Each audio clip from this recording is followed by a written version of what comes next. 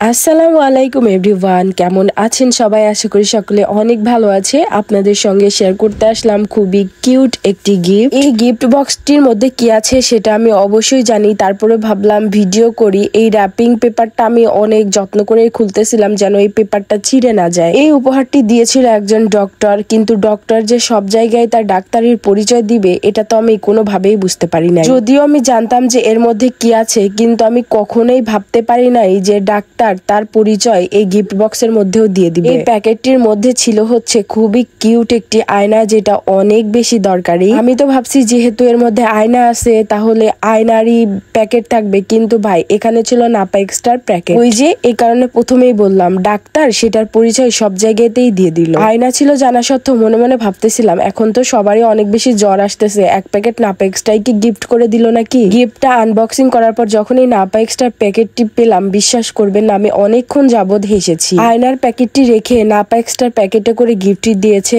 বেশ খুব ভালোই লেগেছে ডাক্তার তার পরিচয়টি আরো একবার তুলে ধরার জন্য। তো যাই হোক, এখন ওষুধের প্যাকেট খুলে তার মধ্যে থেকে যে গিফটটা দিয়েছে সেটা না হয় উদ্ধারই করে ফেলি। এই যে সে কিউট আয়নাটি, মাশাআল্লাহ এটা অনেক বেশি সুন্দর। এটা আমি বারে বারে ঘুরাই ফিরাই দেখতেছিলাম।